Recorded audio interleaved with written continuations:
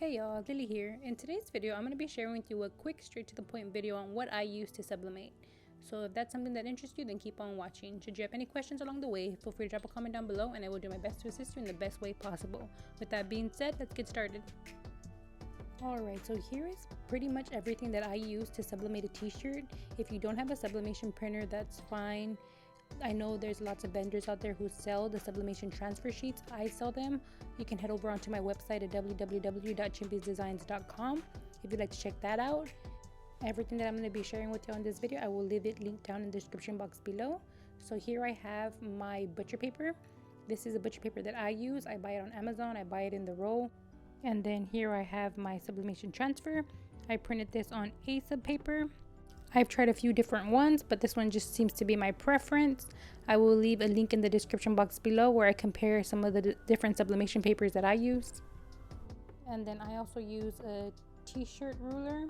This is just optional. A ruler works just as fine, but I find this method easier. That way it just centers easily on the t-shirt. You just put it on the t-shirt like I'm doing so here.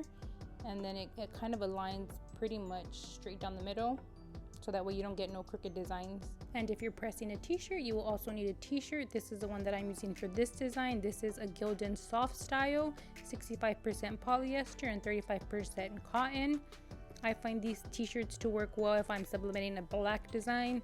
If I'm sublimating a color design, it doesn't come out too bright, but these work really well for my black designs. And next on the list is a lint roller. This is also optional, but I just find it better and safe if I lint roll my t-shirts before I start, because if you ever press the sublimation transfer and there's lint, it does leave like either a blue mark or a black mark that's pressed into the t-shirt, and there's no way to get rid of that. So I just like to go ahead and lint roll my t-shirts always, just in case. Alright, and we're also going to need some heat transfer tape. This is a tape I use. I put it in a little dispenser like this. It just makes the process so much easier when I'm cutting out the tape. As you can see here, it just makes it simple. If I have it just rolled up and I use scissors, it makes everything much more complicated, and this way it's just super easy, super simple. And this tape adheres greatly and it doesn't leave any yellow marks or anything like that left behind, which is pretty cool. And that's pretty much all you need. All that's left is to press it. I use this heat press by Heat Press Nation. I also have those little Cricut heat presses that work kind of similar, but it just doesn't apply as much pressure as I would like evenly. So I go ahead and just use your standard heat press. Alright, I'm just gonna go ahead and speed through this whole next clip. I do have a more detailed version of me pressing a sublimation transfer onto a t-shirt. I will link that in the description box below if you want to go check that out. But here I'm going to just go ahead and do what I normally do to go ahead and press my sublimation transfer onto my t-shirt.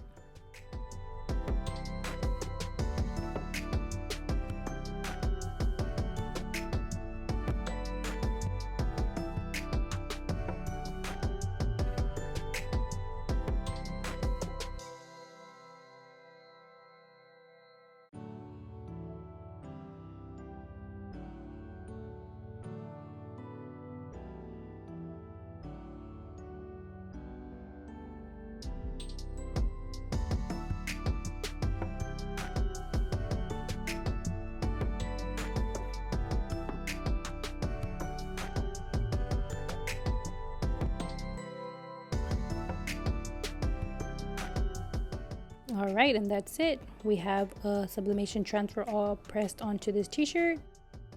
Thank you so much for watching this video. If I missed anything at all, feel free to comment down below and I will do my best to assist you in the best way possible. I do have TikTok, Facebook, Instagram, and Twitter. I would greatly appreciate the support over there. Don't forget to hit that subscribe button and ring that notification bell to stay tuned for future videos. Once again, thank you so much for watching and have a great one.